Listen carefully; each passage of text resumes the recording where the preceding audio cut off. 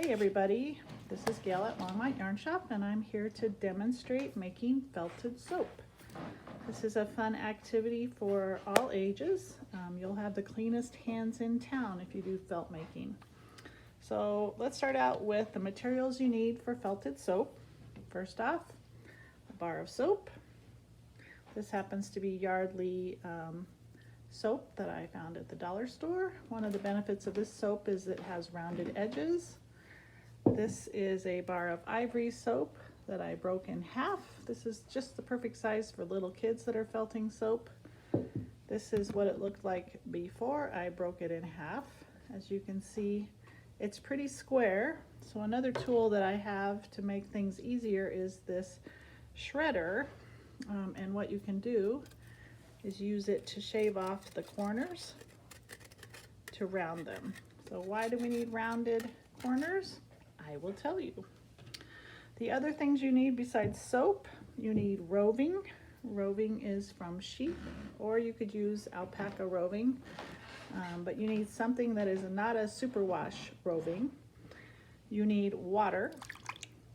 It doesn't have to be hot, doesn't have to be cold. It can just be ordinary tap water. Nice to have a towel on hand. Pantyhose is not required, but it is a nice feature for helping keep your roving in place. And those are the ingredients. So let me show you a little bit about what makes a successful felted soap experience. First of all, I'll show you some soap that's been felted. And this is just a thin layer of roving over the bar of soap. And right here you can see where some of the soap is peeking through.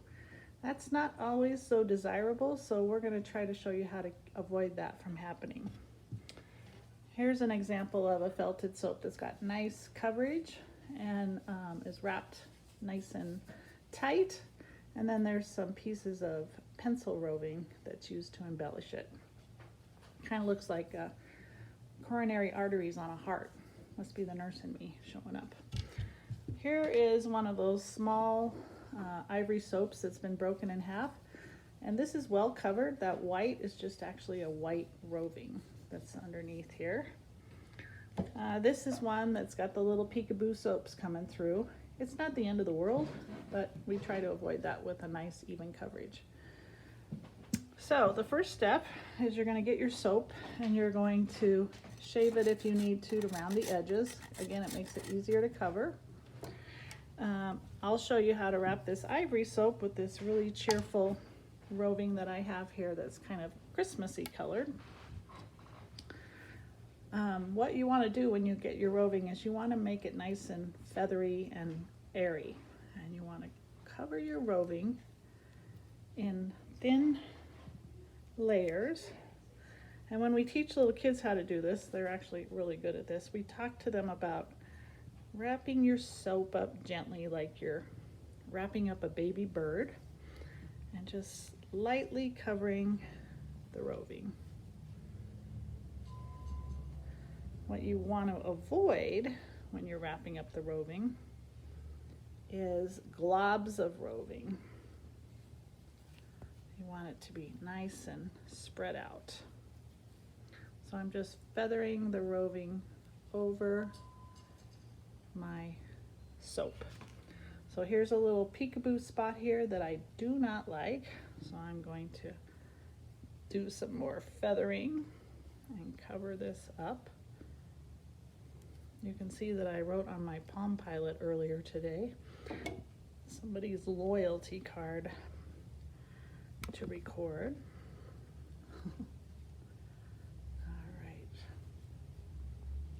So this is actually pretty well covered.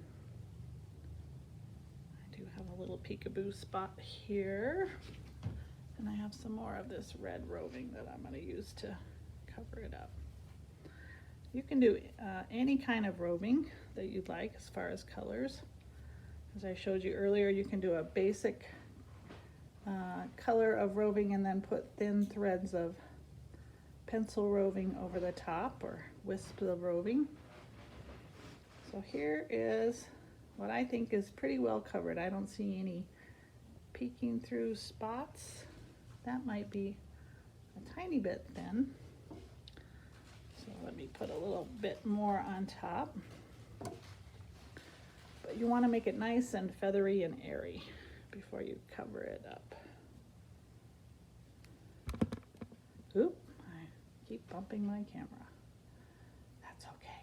You guys can see what I'm doing. All right, so I think it's well covered. I don't see any, oh, I'm gonna cover up this little spot too.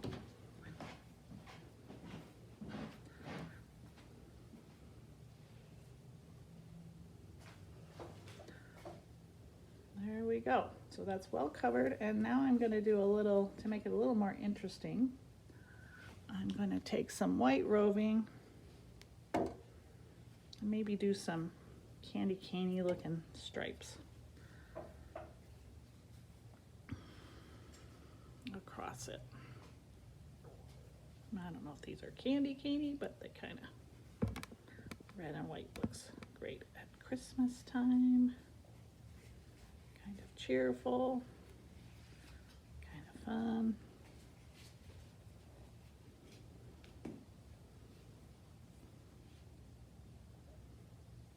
There you go. Swirly design, we'll call it. Okay, now the benefit of the pantyhose. I'm going to take my hand and put it into the pantyhose. The only thing that's good about the pantyhose is you don't want it to have a hole in it, but you can use your pantyhose over and over. I just palmed my soap. I'm going to go over the top, and the goal of the pantyhose is to keep the roving from shifting. You also don't want a little tail of roving hanging out the end, because that will show up like a little dreadlock on your soap, which you could cut off, but it's best to avoid it. Next step, into the water goes your soap, in the pantyhose with the roving. Get it nice and wet, and you're gonna pack it like a snowball. You're not gonna be shifting the roving around if you press it in. You're gonna be starting the process of agitating the wool enough to let the scales open up. It's the soap and the water combined that invite the scales to lift up on roving, and then the friction on the roving causes those scales to clamp down and mat on each other. So we're kind of making dreadlocks on a little bar of soap, or matted hairs on a little bar of soap. So I'm still mostly packing, but I'm sneaking in a couple rubs. Pack, pack, pack, and I can already tell a difference in the way my soap feels. It's starting to feel like it's shrinking around the bar of soap, and I'm working on trying to get all sides of the soap covered or rubbed. All right, so now I'm just starting to gently rub without shifting the soap, and you can see this round bar of soap just rolls around in my hand super easy. And the felting is going on. So how long am I going to do this? Well, it usually takes about 5 to 7 minutes. And you're going to keep this pantyhose on for a little bit, because it again keeps the roving from shifting. So why would you make felted soap? Well, first of all, have you ever gone camping and dropped your soap on the ground and gotten it covered with black dirt and pine needles, and you have to pick them out? If you have felted soap and you drop your soap on the ground, you just pick it up and brush it off, and it's good as new. The other benefit of the felted soap is if you put it by your sink in your guest bathroom and people go in and use it to wash their hands, they've already got a nice little exfoliant in the sleeve of the soap. And so you've got a little bit of a wool washcloth built into your bar of soap. What happens to this wool sheath as you wash your hands? Well, it gets smaller and shrinks around the soap. So eventually you just have a felt ball that is perfect as a cat toy Or maybe it's cute enough to turn into a Christmas ornament or object of conversation. You can do all kinds of things when you decorate these felted soaps. You can use a roving kind of like this and make it look like river rock. You can use a nice funky bright clothing roving and make it look like a psychedelic soap. There's lots of fun stuff. These make great hostess gifts during the holidays, great teacher's gifts, great activities for children that need to get their hands cleaned up. All around good fun. All right, I'm still feeling the wool shifting around in there, but I'm gonna open up and take a peek inside and see what I can see. Yep, so my roving is still not quite felted. Do you see that tenting going on? It's not a nice, tight, snug fit, but I do believe it's secure enough that I can continue my process without the little sheath of the pantyhose. Into the boat we go. Yes, so I have a little bit of a dreadlock tail forming here. Once that happens, it is really hard to reverse that. So I might grab a scissor now. This happens, and I might just cut that off. Let me step aside and get a scissor in a second. In the meantime, now I'm getting pretty aggressive. As you can see, I'm really rubbing hard. Like I said, that dreadlock is not gonna stick. So I'm gonna cut that guy off and it'll be fine. You can do all sorts of things to make agitation, to make this soap and wool work together to create a felt sheath.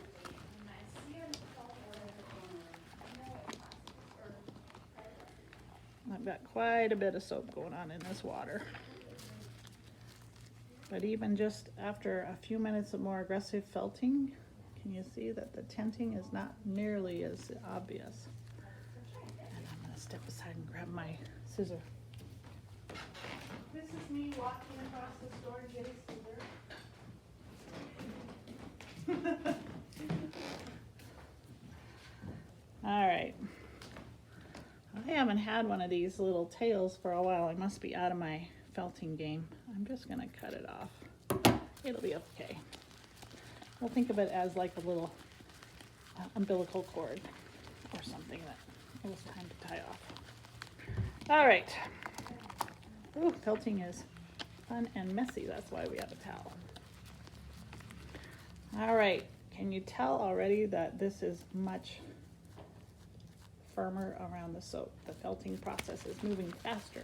It kind of does that with all kinds of felting I've noticed. You'll be felting your felted clogs in the washer or your felted bag and nothing's happening and nothing's happening and then boom, it felts. So this is looking pretty good. The only place it's not as felted is in this little divot. So I'm going to do some aggressive punching.